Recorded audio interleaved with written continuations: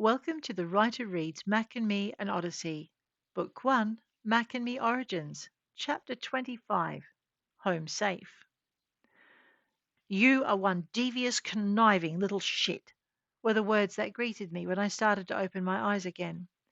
And Mack sounded so angry that I had rolled away from him and launched myself into the wall on the other side of the bed before I had managed to properly wake up. Captain! Oh, good. The doc was here. And I ought to. Captain! What? You might want to wait until she's fully conscious, sir. God damn it, Cutter! But he caught me as I pitched forward off the wall, and I figured I might forgive him a lot for that.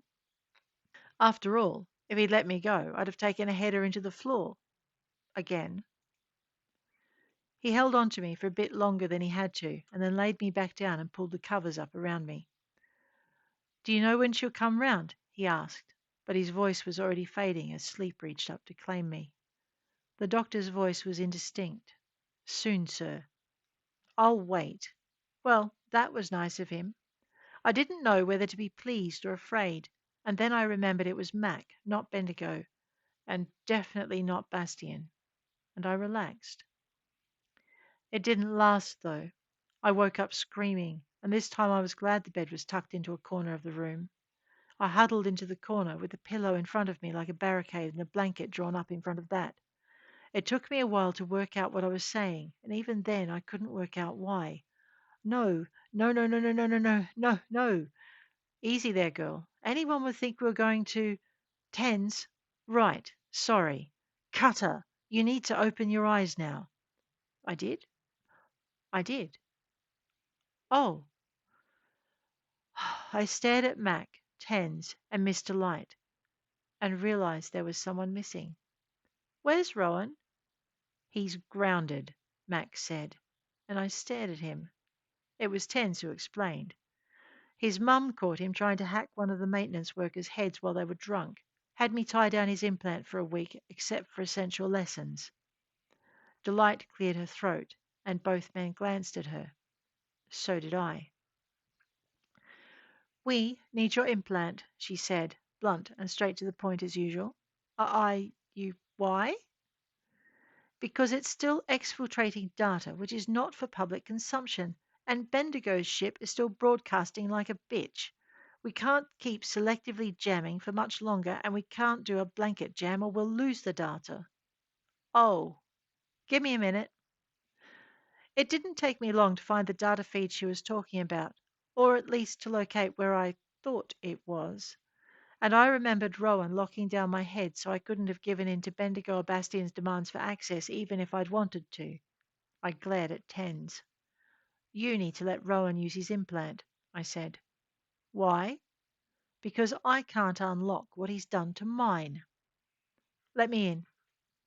But I remembered the party line happening in our mind as I'd had Rowan drive me out of Bastian's sick little laboratory. Aren't you already there? I asked, and then glared at the three of them. Aren't you all already there? This earned me an embarrassed exchange of glances between them, and then a somewhat subdued admission from Tens. We, uh, we were piggybacking with Rowan. We didn't realize he'd done exactly what he'd said he'd done. They turned as the door opened behind them, and I caught Delight's muttered comment of, "That was supposed to be locked," as Rowan came through. I looked at Tens and couldn't help yanking his chain. Guess he's not quite as locked down as you thought, I teased, and was pointedly ignored. Rowan was completely unrepentant and inexplicably unafraid. He smiled at me and then blushed red to his hairline. I'll fix it, he said, coming to stand beside the bed. You don't have to stand that close, you know, Delight snarked, and Rowan looked at her. Yeah, I do, but not to undo what I did, just to make sure she's okay. And then he added a sentence that had Mac's jaw drop open in shock. After all, she's been locked in this room with you, hasn't she? Who knows what you've done? I don't know what Delight had done to earn that comment, but she clearly did. I watched her lips curve into an unrepentant smile, and she tilted her chin toward Mac. And you told me to tell recruiting no, she said, turning back to the boy. So, get to work. Rowan turned to me, but not before I saw the hand Tens laid on Delight's arm. I watched as she glanced down at it and then up at Tens, and her smile tightened. The frown on his face deepened, and they locked eyes for a breath or two. Tens shook her shoulder and then let her go. I'm not sure what passed between them, but I'm guessing it wasn't well wishes and an exchange of email addresses. Mack was possessive as hell about his crew, and it looked like Tens might just be the same way about his apprentice. Rowan waited until they were no longer focused on each other before he turned back to me. I looked into his face and was damned if the kid hadn't aged 5 years. I ran you into a wall, he said. I'm sorry. I managed a shrug, which was difficult in the face of his very obvious distress. You did your best. No, I got distracted. With what was happening behind you, it would have been a miracle if you hadn't. And I locked you out of your own head. I reached out and laid a hand on his arm. Rowan, I said, you had to do that. With what was about to happen to me, if you hadn't gotten me out of there, well, you had to lock the implant away. You did good, man. You did good. He brightened a little at that, then shot an angry glance at Delight, his captain, and his instructor. I did a Delight kind of good, though, he said, and I'm not proud of it. I followed his gaze and watched the colour stain the agent's face. Did she tell you what to do? He shook his head so fast I thought he was going to dislocate something. No, it was my idea. But it was something I would have done, Delight broke in, and Mack and Tens nodded. Yeah, me too. And me. Rowan did not look comforted, so I squeezed his arm. Welcome to my world, kiddo. And then I took my hand away. So, you're going to undo what you did? He brightened. Yep, just let me tweak a couple of things first, to make up for the wall and locking you out. He was a sweet kid, but if he did what I thought he was going to do, Tens and Mac weren't going to be very happy with him, and I couldn't let that happen. You don't have to, I said, but Rowan stopped me before I got any further. Yeah, I do. And he shot a defiant glance back toward the three adults standing just beyond him. I'm not like them. Not yet, kiddo, I thought, and sighed. Fine. You do what you got to do. Just don't break anything, okay? Not ever, he told me, and I knew he wasn't referring to breaking anything, but to becoming like the others in the room. I chose not to argue with him. It's always best not to argue with the guy that's tinkering with the implant that's stuck inside your head, especially when that guy has just been through the ringer like this one had, and especially when he faced down challenges way before he should ever have had to. It was fun, he murmured, even though I could feel him doing something to the programming in my implant. Hey, Max said, and Rowan started smirking. Don't you? Was as far as Delight got, and Rowan's smirk had turned into a smile. He made one final adjustment, and Tens echoed it with a sound of frustration. You and I are going to talk about the company you've been keeping, his instructor said, and Rowan's smile dimmed. From the light connection he'd made, I got the impression that disappointing Tens was something he hadn't chosen to do lightly, and I felt sorry for him. But not too sorry. Not a single one of them had permission to be inside my head in the first place, and I was glad they were gone. Exactly, Rowan said, then followed it with, You're welcome. And I realized he was reading my mind in the same way Mac and the rest had been doing. I frowned, but Rowan set to work unlocking the compartments in my mind that he'd locked down so I couldn't get to them under pressure from Bastian. Instead of leaving them when he was done, though, he hesitated, and I saw he was studying what I'd done with the data I'd been streaming from the ghoul's computer. When he spoke, he sounded uncertain. Can I can I come along and watch what you do? He asked. Hey, Tens protested, and I smiled. Sure you can, I said, knowing Tens probably wanted his apprentice to take notes anyway. Rowan's mind presence gave a kind of happy blip in my head, and I took him out along the link I'd created between my implant and Bendigo's ship. I figured I wouldn't need to explain anything, but I offered anyway. Any questions? Just ask. Could you could you walk me through it? And I blinked. Sure, if that's what you want. Yes. And so I began explaining just how mad I'd been at Bendigo, and just how sure I'd been that he was going to kill me at the end of the job. So I pretty much figured he was going to get away with murder. He was going to screw over Mac, and he was going to go right back to providing everything he'd provided before. And I wasn't going to let him get away with it. So I made sure the data got out. Someone would hear it and rescue me and stop him. Or maybe just stop him. That, and it was going to drive Bastien the ghoul crazy and force him to come out of wherever he'd been hiding so he could try and get his data back. And that was the only chance we had of nailing him. So this is how I did it. And I explained about being given the link, because without that link I was pretty much screwed. In that way I was lucky Bendigo needed me. He just didn't expect me to be able to get out of the storage memory. He should have air gapped it, Rowan commented, and I just knew Mac, Delight, and Tens were taking notes. Yep, he should have, I admitted, but he didn't. Now take a look at this. And I showed him how I'd set up the duplication, storage, and broadcast process. Made sure I did as Delight had asked and shut down the system broadcasting wide. But I kept the storage system running and I set up a second broadcast, one that tight beamed the data flow directly to an open server on Mac's ship. Hey! Tens, at least, was paying attention to more than what I was saying, because I hadn't talked Rowan through the steps of that last little setup. What? Delight wanted to know, but Tens didn't tell her. I felt Rowan's interest spark, and saw when he began to think I was just as devious as any of the rest. But nicer, he hastened to assure me when he realized I'd caught that thought. Much nicer. I smiled. You don't know me very well, I said, reaching out to pat him on the shoulder. Now get the hell out of my head. Hey! But Rowan wasn't truly offended, and I saw when he decided he just might leave the tiniest link, in case I ever needed to call him for help again, or in case he ever needed me. I could have called him on it, and I probably should have, but it felt good to have someone who wanted to be a friend, so I pretended I didn't see, and felt him breathe a sigh of relief when he thought he'd gotten away with it. Cheeky little beggar. Thank you, I said, and he nodded and headed for the door. Tens grabbed his arm on the way out. Don't go anywhere, he said.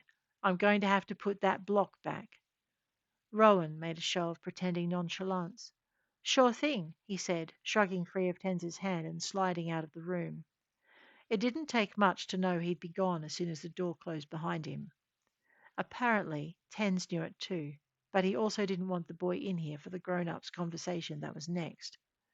Come to think of it, I didn't want to be here for that either. I laid the pillow back down at the head of the bed and pushed the covers back. It took me a moment to realize I was no longer nude, but wearing a lightweight night shift. Cool. That made the next bit a lot easier. I wriggled out of my corner and slung my legs over the edge of the bed. And that's when Mac realized what I was doing. He stepped forward so that his thighs were touching my knees and my head was level with his chest. You're not going anywhere. I looked up at him. I need to pee. It was a blatant lie and we both knew it, but I saw Mac's lips twitch and knew he'd give me the benefit of the doubt. Instead of getting out of my way, though, he reached out and hit a panel on the wall beside us, revealing the SAN unit behind it. By all means, he said, we'll wait until you're done. I glared at him, and he stepped back, putting himself between me and the door to the corridor. I went to the bathroom, closing the door behind me and contemplating not ever coming out. Don't make me come in there and get you. I'd thought Rowan had taken all of Mac's link out of my implant, but Mac was reading me like a book. I did a double check of my head in the privacy of the SAN.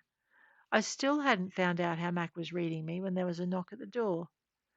All right, I'm coming, I said, and got myself out of there before Mac, or worse, Delight, decided to come in and get me.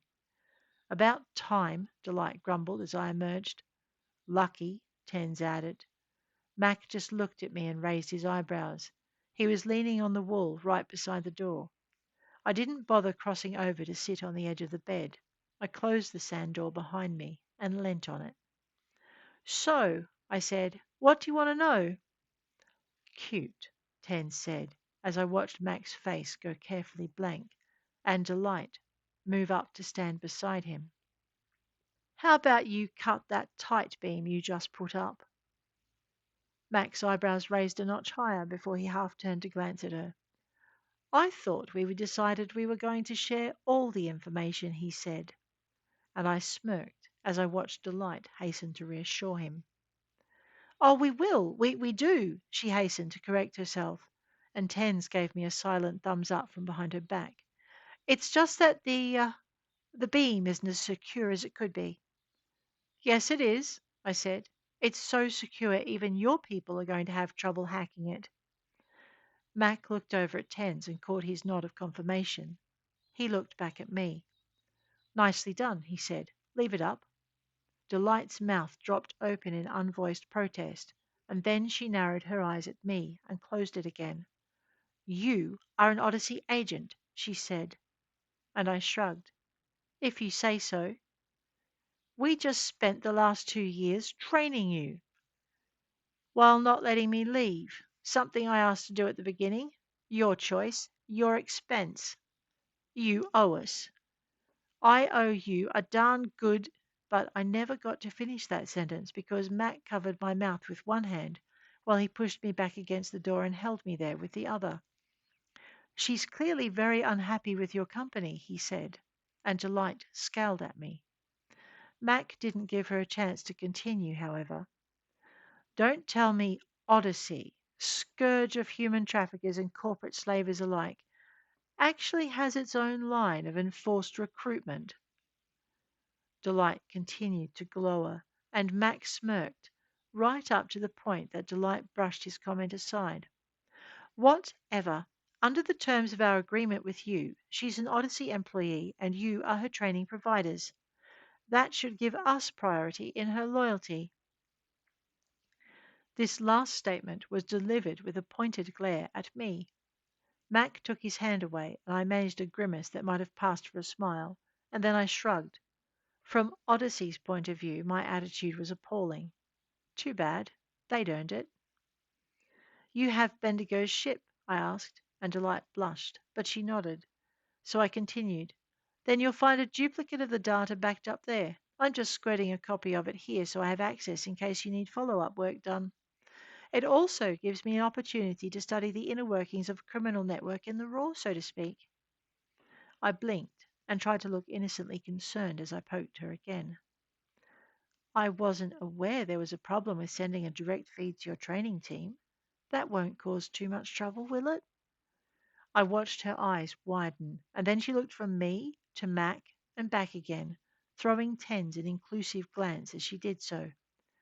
You three deserve each other, she said, and started moving toward the door. I stopped her with a single sentence. I need to be paid. Since when? She began, but I had made a hasty connection to my Odyssey account and noted it was sorely lacking in funds. Since just now, I said, and you haven't paid me the completion bonus for the graduation assignment or anything extra for delivering the scientist to you in addition to his formula. Delight turned back to me and then covered the ground between us in a few quick strides. She ignored the fact that Mac's hand was still holding me against the sand door and put her face close into mine. I was under the impression you died on that mission, she said. If you hadn't, you'd owe us a considerable amount to cover the fine for one destroyed police car and repairs to the sewage plant, not to mention the visa restrictions they've slapped on our employees. I doubt that, Tens broke in. You see, I've checked the records. Not only did she cover the cost of her own extraction, but the authorities never made the connection between the scientist's disappearance and the theft of Canton 82 or its associated files with the car that was pulled over for speeding on Route 37, or the female driver wanted in relation to assaulting a police officer. And they certainly made no connection between her and Odyssey. None. And therefore, there are no fines, reparations, or visa restrictions that need to be repaid or compensated for. He stopped when he realized we were all staring at him. What? I checked her files and her histories before I let her on board, and I made sure there was nothing else she'd done that we needed to worry about. He turned his attention directly to me. I also found one Kaylin Rosario on her way to a wonderful backwater that had just lost its only colony to pirates. He glared at me over that one, and I paled. Oh no, is she? Did you? And he decided to let me off the hook. Yeah, and yeah, she's fine, and I found her a safer job on a much more established world. You should have at least checked. I might have thought he was mad at me, except he was glaring at Delight. She shrugged. We leave those tiny details to our agents, she said. What do we owe you for the rescue and placement? And Tens named a figure that made me quail. Delight looked at me. That is coming out of your wage. She seemed about to say more when Tens cut across her again. Nope, he said. Odyssey policy is to cover the expenses of training errors, and you made it very clear that she is one of Odyssey's trainees. He slouched back against the cabin door and looked smug. That makes it your responsibility, I think. And she gets her bonuses, her award wage, and her placement bonus for finding a ship willing to take her since, I believe, you recommended her spaced. I drew a sharp breath and Matt curled his hand in my shirt, using it to give me a warning shake. Delight noted the action, and I saw her decide to give ground. This is all true. If Mack hadn't agreed to take her, she'd had two recommendations for termination. Termination! They would have terminated me rather than settled me somewhere out of harm's way. Why not resettlement? We deemed it too much of a risk. There were other parties interested. There were. There had been? Did she mean I could have been employed by someone else if I'd so chosen? Other criminal parties, she added, and I felt the tiny spark of hope die until she continued. Folk like Mack and Marl and Bendigo. Get off my ship. The comment caught us all by surprise, as did the anger in Mac's voice. I mean, I'd heard him angry, had most often been the cause of it, but I'd never heard him this angry. Delight took one look at his face and about faced, leaving the cabin in swift retreat. And I registered the tension thrumming through the fist curled in my shirt front. I looked at Tens and then up at Mac, but I didn't move. After the door closed behind Delight, we all stood there, perfectly still and perfectly quiet. And then Mac drove his fist into the wall beside the sand unit, not once or twice, but 4 or 5 times. I knew it wasn't directed at me. I knew he wasn't punching the wall instead of my face. I knew that, and I was still afraid. I said nothing, but I didn't take my eyes off him. I didn't dare. When he'd left a sizable dent in the wall and hopefully worked off that first wave of anger, Mac turned to me. You are one bundle of trouble, he said, and I swallowed. He was right. I was one bundle of trouble, but the folk who thought that had usually given me a real good reason to be that way. I was a directed bundle of trouble, damn it! Tens moved cautiously closer and raised a hand as though to lay it on Mac's shoulder. Don't. And Tens froze, his hand still raised as Mac lifted me and set me on the edge of the bed. Doc'll be in to check you out. Be here when he arrives and report to the ops center straight after. I looked down at my nightdress and decided not to ask. Mac gave me another hard look and then left the cabin. Tens, he called from the corridor, go check on the boy. The boy had to be Rowan, and I knew the business Tens had with him. Mac was serious about discipline on board his ship. Still, Rowan's trick with locking down my implant had done his standing more good than harm, I suspected, despite his attempt to hack and drive a drunk. The thought made me laugh as soon as Tens had shut the door behind him, and I slid away from the sand unit door to explore the room once he was gone. The SAN unit I now knew about, but I was hoping there was more than that. I was still investigating when the doctor stepped in. "It's a treatment room," he said, very Spartan. He was right, it was a treatment room, and I hadn't found any other additions beyond the SAN unit. I also found I'd been locked out of the ship systems, which made no sense given I'd just been forced to access Bendigo's ship, until I remembered I'd accessed those systems using the link Bendigo had given me via my own implant. Mack must have still been mad enough at me to keep me isolated like this. And then I wondered how he was doing it, and why Rowan hadn't restored it. The doc didn't give me time to pursue the thought. "Now, my dear," he said, "let's check you out.